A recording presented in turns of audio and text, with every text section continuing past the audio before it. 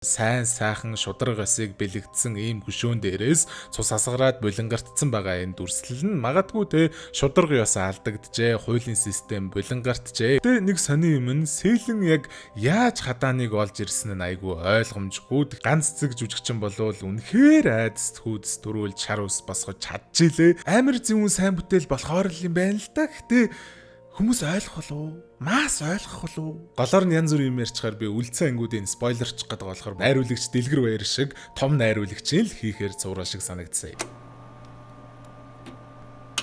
За, найруулагч Пүрэвд Оржийн Дэлгэр Баярын уран бүтээлүүдийн тухай ярих юм бол ер нь амар их юм ярина. Манайхан яг хамгийн сүүлд сайн мэдхээр гэх юм бол Вүү болон Orange Entertainment-ийн хамтарсан мөрч цувралыг найруулагч Г төгөлдөр ахтай хамтран найруулсан. За тэгээд бүр сайхан буцах юм бол 2009 онд Төрийн дайсан киног найруулж байлаа. Тэгээд энэ Төрийн дайсан бол ёстой яг ийм нуугдсан алмаз хүмүүс бас нэг тэгж амар ихээр ярьдаггүй хангалттай ингээд хүртэх ёстой хүндлэлийн ингээд хүртүүлдэггүй тийм кино юм шиг надад санагддаг байхгүй. Дараа нэг гоё ревю хийгээд яагаад энэ Төрийн дайсан Монголын хамгийн сайн crime thriller кинонуудын нэг вэ гэдэг дээр үзэл бодлоо бас хэлнэ. За тэгээ яг тэрнийхээ дараа бас л айгүй бага насны дурсамжтай кинонуудын мэн нэг болох Амьдрал төслийг найруулж ирсэн. За тэгээд дараа нь Дурлалын гэмт хэрэг гээд энэ үед ёстой Гайсын Лавга ахын жүжиглэлт айгүй таалагддаг байсан юм шиг байна. Дэлгэр Баяр найруулагчид ингээд 3 кино дараалал Лавга ах баг гол дүрт нь явчихж байгаа байхгүй тий. Дараа нь бас л ер нь crime thriller детектив төрлийн элд цэцэг тэгээд за яг олон ангид киноны салбар руу орохдоо бол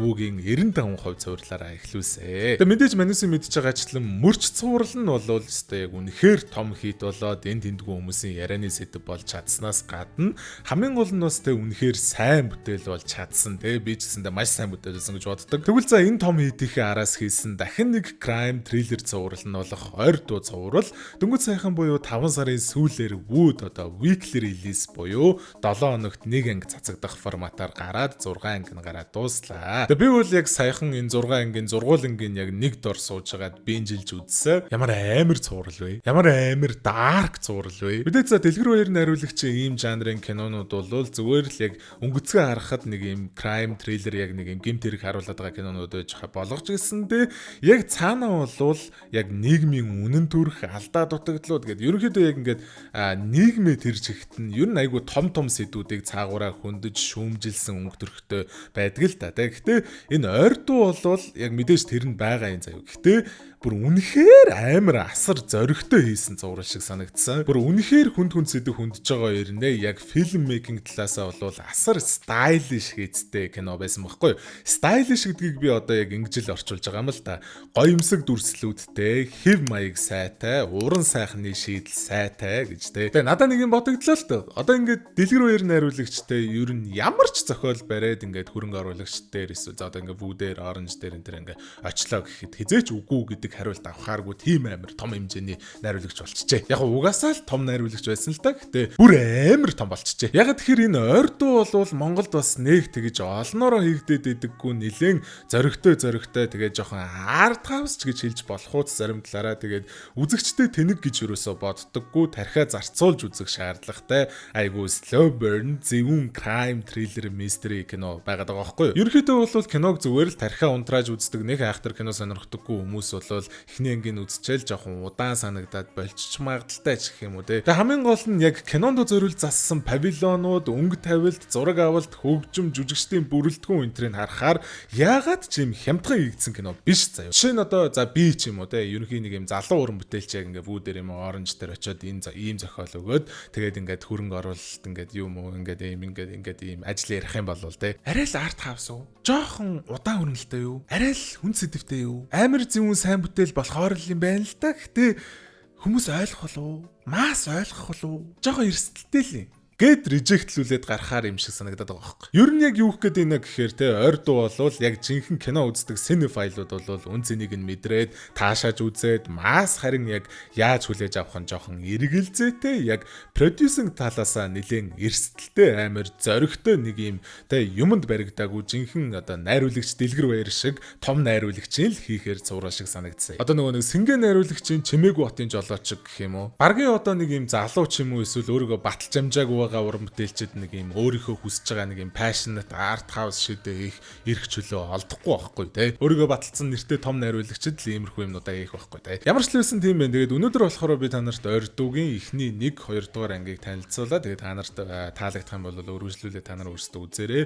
Вүүгийн ямар ч одоо багцаа авсан хамаагүй үзэж болно. Вүү Originals гэсэн дунд байгаа. Тэгээд таалагдчихвэл өргөжлүүлээд өөрсдөө үзээрэй. Заяа. Хэн бүжгэлдэг вүлээ? Сугарч байлаа энэ зүуд байтан бай чиний тэр дур булам төрх харсан чинь мас орн ганцуурхад ганц гурав номер чинь нугар чинь нуруу чинь төгс эй бад бич зурх чинь төгс чамд хэл хүүхс мөр шүлэг. Тэгэхээр цувралын маань 1-р анги сэтгц мэдрэлийн эмнэлгийн 2 одоо манаач харуул хуйгууд гэх юм уу да. Энх хоёрын ууган баяр жүжигчний тоглосон Цэдэн Бэлгээд арай туршлагатай харуул болон Бямцогтын Балжин юм жүжигчний тоглосон ажилдаа ороод удаагүй байгаа дугуур гэд залуу харуул хоёроор эхэлж байгаа. Манай хоёр нэг хадаан гэд хүн амны эргээр яллагдсан ч гэсэндээ сэтгцтэй асуудалтай хэрэг хүлээх чадваргүй гэж шүүхээс дүгнэгдээд ийшээ энэ сэтгцэн эмнэлэгт нь хүрэгдэж байгаа эмэгтэйг тосч авч байгаа юм байна лээ л дээ. Тосч авсныхан дараа утсаар нэг манус дүл мэдэгдэг ч гэсэндээ Цэдэн Бэлийн айгүй сайн таньж байгаа өөрөөс нь хамаагүй нөлөө бүхий том хүн залгаснаа нэг юм тушаагаад хамгийн гол нь Цэдэн Бэл хэлснийхэн дагав 13 гэдэг дэвтэр дээрээ тэмдэглээд авцсан байдаг байхгүй юу? 13 нь мэдээж хадааны хоригдож байгаа өрөө те. Удалгүй нөгөө дугур маань ямар нэгэн төрлийн тариур барьцгаад хадааны өрөө рүү яваад орноо.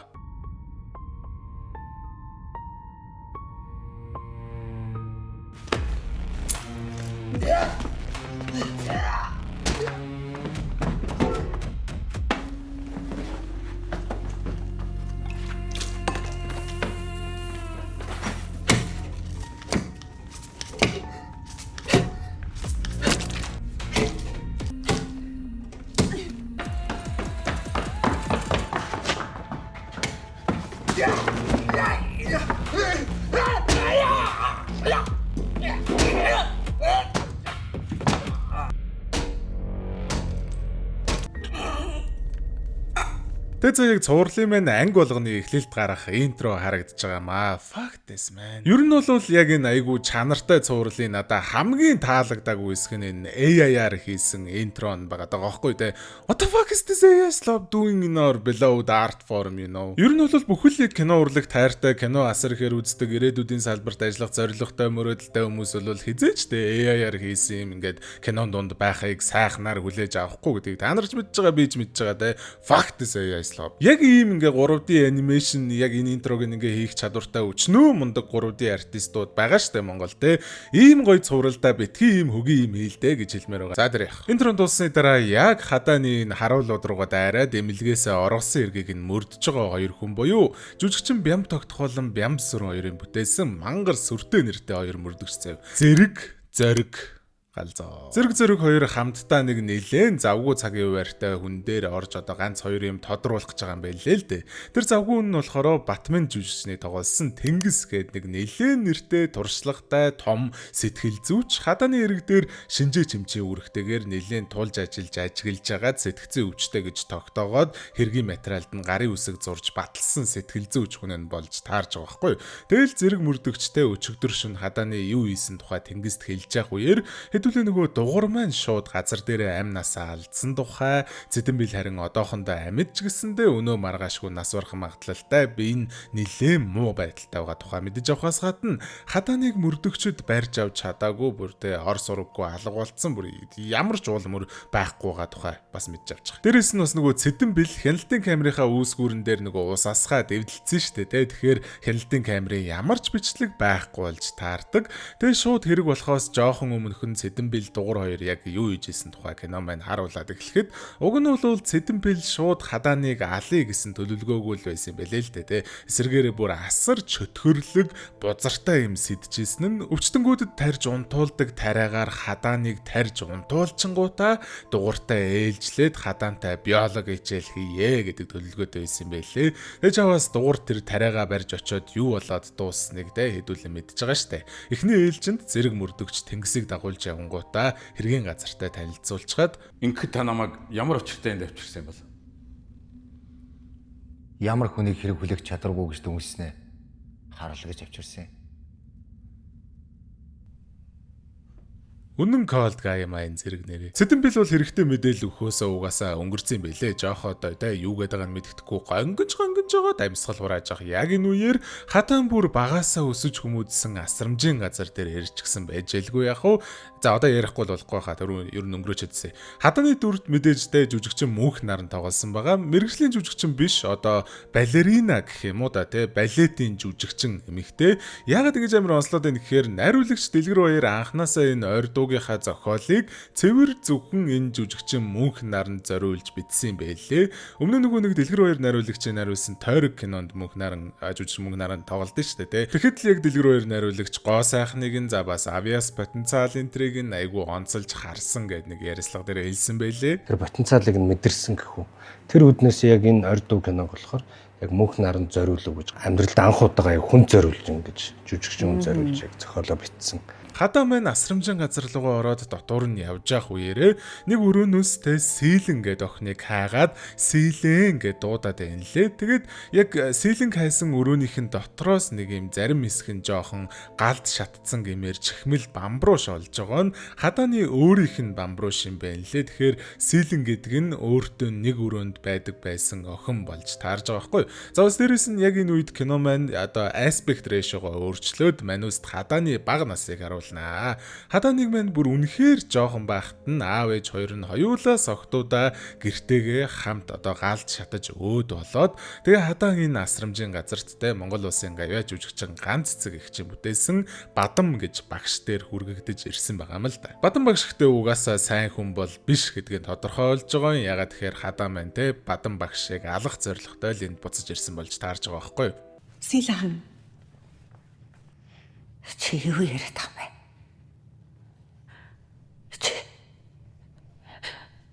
Чамайг энд хамгаалах хүн байхгүй. Надад их хүн баг.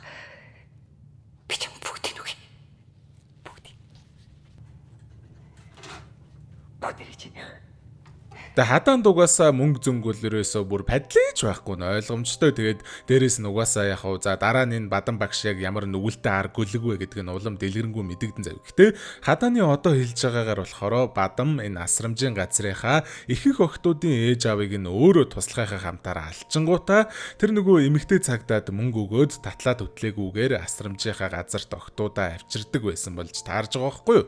Шууд сайхан хүзүүндэх гинжээр нь хоолойг нь боож алж байгаа дүрсэл тэгээд яг алж явахдаа нэг айгу зэвүүн юм илтгэн шуналч нь баг байгаад чиний энэ гинж чинь арай чанаргүй гинж байсан болвол аль хизээний энэ гинж чинь тасраад амийг чинь аварж явах байлаа гэж идэг галзуу. За тэгээд хэдэн цагийн дараа мөрдөгч зэрэг зэрэг хоёр маань хадааны шинэхэн бүтээл болох Бадам багшийн зогтсон дээр ирлээ. Хадаа маань харин шүршүрт цусаа угангаа уйлж жагаад гараад унтах энэ үеэр нэг тийм нэлийн содон абсурд дүрслэлүүд гардгийн. Гэтэ миний яг онцлмоор байгаа дүрслэл нь ингээд хадаан нэг тийм шүүг танхимын шүүгдэгчийн хэсэгт ингээд цусанд будагдсан сууж байхад урд нь яг ингээд ийм нүдэндээ болттой гартаа жинлүүр барьцсан Lady Justice-ийн хөшөө бас одоо ингээд цусанд будагдсан байж байгаа байхгүй тий. Lady Justice-ийн хөшөөг одоо Justita гэдэг штэ бас тий. Маш энгийнээр тайлбарлах юм бол ер нь яг шудраг ёсыг бэлэгддэг хөшөө штэ тий. Нүдний болт нь хууль болон шудраг ёс ерөөсөө хэнийг ч ялгахгүй хин ч урдан зогсож исэн хамаагүй шударгаар шүүнэ гэдэг бэлэг тэмдэг. Тэгээд угаасаа сэлэн болон жинлүүр нь ойлгомжтой шүү дээ тий. Шударга ёсны л бэлэг тэмдэг. Тэгээд тэгэхэд ингээд яг ийм одоо сайн сайхан шударга ёсыг бэлэгдсэн ийм хөшөөн дээрээс цус асгараад булангартсан байгаа энэ дүрслэл нь магадгүй тий шударга ёс алдагджээ, хуулийн систем булангартжээ гэх мэтчлэн даалдуудуудыг метафорлж илэрхийлж байгаа байхгүй юу? Ер нь бол тий. Тэгээд зурлаа үргэлжлүүлээд үзэхээр таад ойлгоно. За ямар ч л байсан хадааныг сэрснийхэн дараа нөгөө хайгаад байсан сэлэн гэдэг охин нь манай үнийг олоод ирсэн байлээ. Ямар их сансан тухайга хадаанд хэлж байгаа байхгүй юу? Хадаан бүр мэдээжтэй бөөн баяр болж байгаа шүү дээ. Сэлэн бол ерөөсөө л яг хадаантай хамтдаа тэр асрамжийн газарт өссөн хадаан бүр яг төрсөн дүүшгээ хайрлж нандиндаг тийм дүүн байхгүй юу? Гэтэ нэг сони юм нь сэлэн яг яаж хадааныг олж ирсэн нь айгүй ойлгомжгүй тэгснэ ингээд цойжтой хаалгыг нь яаж чи онгоолгоод ороод ирсэн хажууд нь сууж байгаа юм тэгснэ гадаа үдэн байхад нэг юм нэмгэн нойтоо үцтэй. Гэтэ энэ юусэн ингээд юм логикийн алдаа плот хоол энэ төр бол биш шүү заяа. Та дараа нь ойлгоно. Намайг гэртэл хүлээж агаарай. Би удахгүй. Хичээ. Та сайн хүн тийм ээ. Заримдаа л бүх хүн муу болчихоогүй шүү дээ. Бүх хүн сайн хүнч болчихоогүй.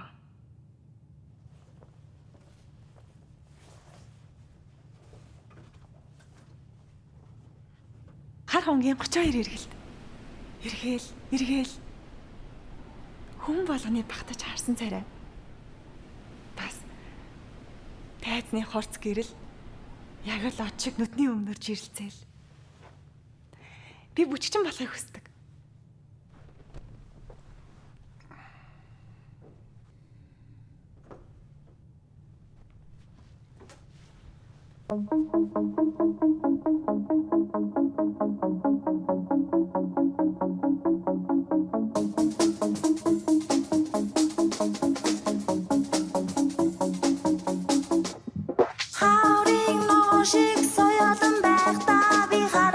Харин Тэнгис хадаа хоёр ингээд учиртай юм шиг байгаа юм. Тэгээ бас энэ саундтрек энэ нь бол зөв орж ирж байгаа шүү дээ. За эхний анги ингээд дуусчих юм. Эхний анги бол нэлээд таалагдсан. Тэгээд яг анх үзэхэд бол яг юу болоод байгаа нь жоохон ойлгомжгүй санагдаж болохоор сценүүд нэлээд байгаа. Жоохон ер нь жоохон ойлгоход хэцүү зэ. Би бас анх үзэхдээ зарим юмнуудыг ингээд жоохон ингээд ойлгохгүй гадсан. Гэхдээ яг ингээд 6 ангийн үзснэхээ дараа дахиад үзэхэд бол бүхэл юм нь ойлгомжтой, суурэ айгу ингээд зөвгүүн тавиад эхэлсэн байна гэдэг дүгнэлтэнд би хүрсэн байгаа юм да. Тэгээд яг дуусгаж үзсний дараа нэгдүгээр ангийн дахиад үзэхэд бол яг сцен болгоных нь ингээд даацсан хамаагүй л нэмэгдэн гэх юм уу те. За хоёрдугаар анги шууд нөгөө Тэнгис анхын хадааны ирэг дээр ажиллаж байхдаа хадаантай ярилцлах хийж анх удаага танилцж уулзж байгаа үеэр эхэлж байгаа. Ер нь бол яг уу те байдгал нэг байцаалт маягийн уур амьсгалтай шинжих маягийн тийм одоо уулзалтан цаанаа л нэг тийм жоохон өөр заяа нэг тийм романтик chemistryтэй, романтик теншнтэй, төгшөртэй тэ нэг тийм Тэнгис өөрөө нэг тийм юм хатуу байхгүй байгаа байхгүй юу те. Тэгээ дараа нөгөө хөгийн AI интро нэхэлнэ. Oh my god fuck. Гүлгий. Шууд нэг Эрдэнэ гэдэг ах хүүгийн дүртэй танилцдаг байхгүй юу? Айгу үзэгсэнтэй эхнэртэй, хоёр жаахан хөөрхөн охинтой, хувийн одоо бүр морины жүжээ мүчээтэй. Ер нь бол амар баян, тэгээ амар юм аз жаргалтай гэр бүл шиг ингээ наана харагдаж болж байгаа юм. Тэгээд Эрдэнэ бол тэ гэр бүлдээ айгу гой цагаан өнгөрүүлдэг юм байна. Амарлаг баян юм байна энэ төрөж харагдаж байгаа ч гэсэн тэ асар сэжгийн гүлэг байхгүй яг үндэ бол айхтар алдартай загвар зохион бүтээгч дизайнер хүн юм байлээ л дээ. Тэгээ нөгөө бадан багштай найзууд ч гэх юм уу амтрагчд ч гэх юм уу юу гэх юм те ер нь найзууд л гэсэн үг л дээ. Тэгээ өнөөдөр төрсөн өдөр нь болохоор бадан багш лагерийн байшин руу том чемодантай бэлэг явуулсан байгаа.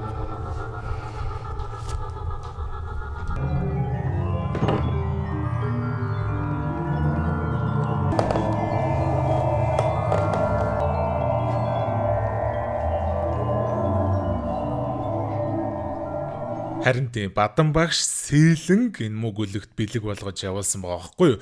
Бүр илүү тамалж алах ёстой байсан байгаа байхгүй энэ маавгаг. Тэгснээ Эрднийг ажиллаа дуусгасныхын дараа Эрд сэлэнг яг нөгөө чемданда буцааж хийгээд асрамжийн газар руугаа очоод өрөөнд нь оруулж хэвтүүлснийхээ дараа хадааны хажууд өнгөцхөө шархайг нь цэвэрлчихэд одооноос эхлээд чи сэлэнг арчилж халамжлах үүрэгтэй. За юу.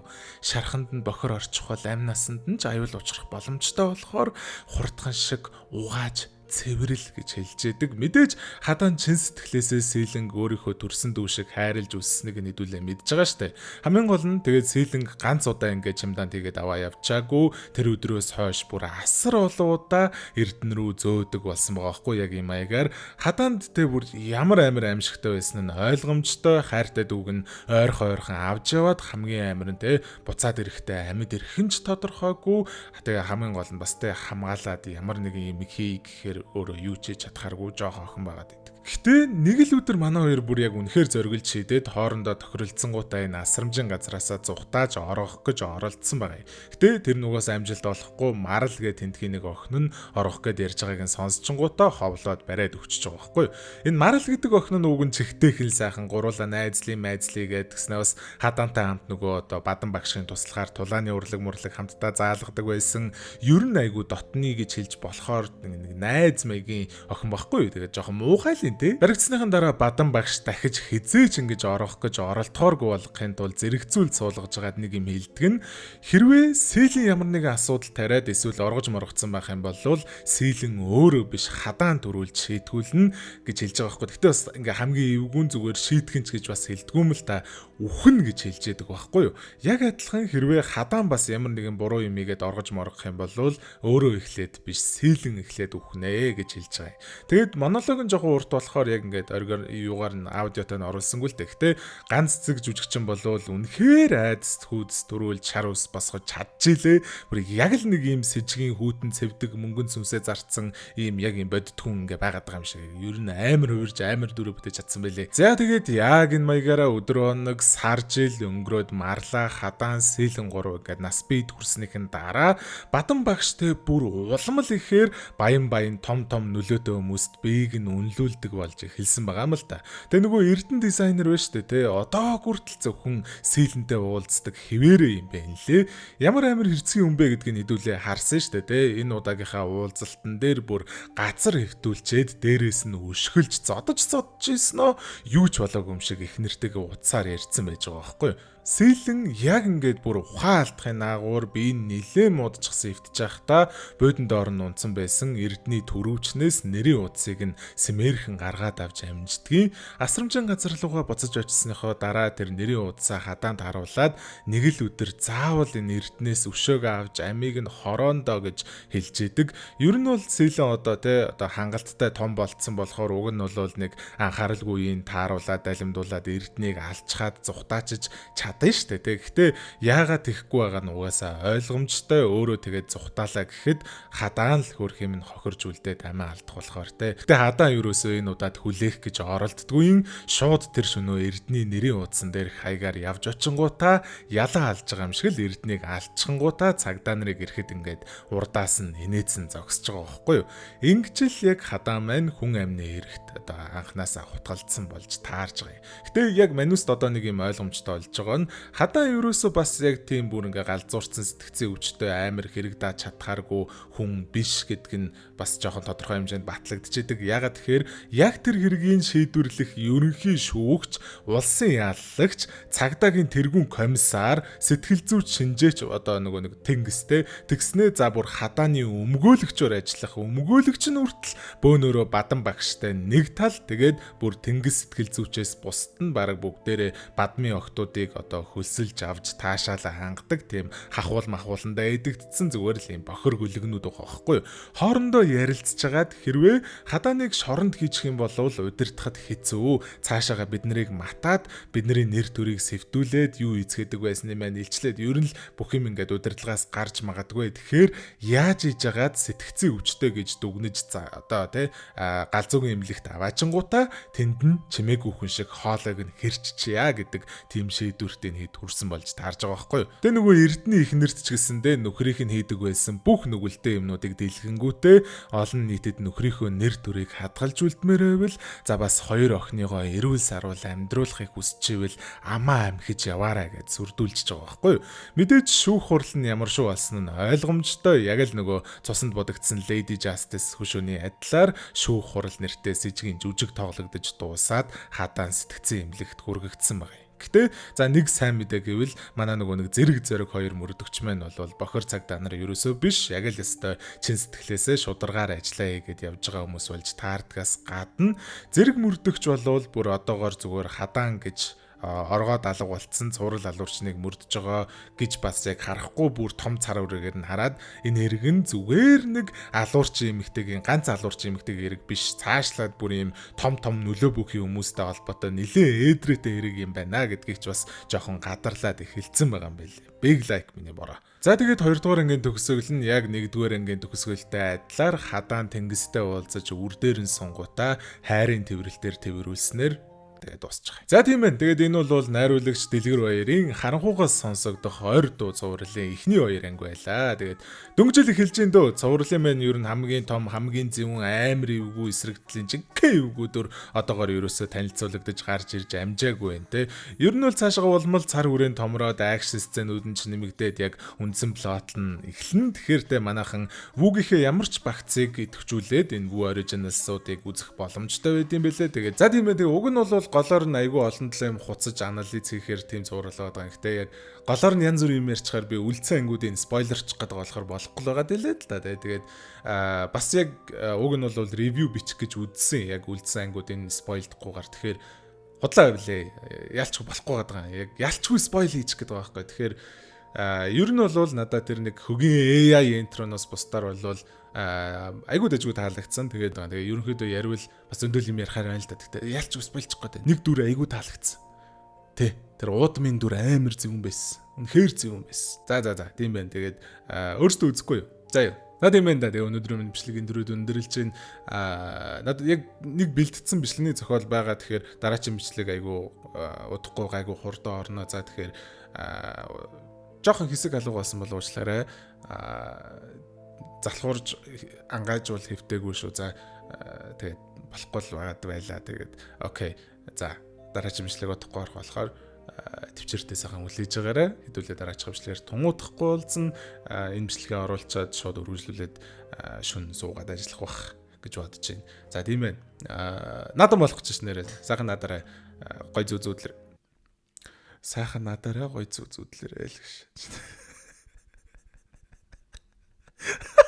Дараагийн бичлэгээр уулзлаа. Тэр байж та. Хайртай шүү. За. Сайхан гой зүүзүүдлэр. Йоо миний санд ямар дуурдаг болсон юм бэ? What the fuck? Харин ноо шиг соёлон байх та би харагдаа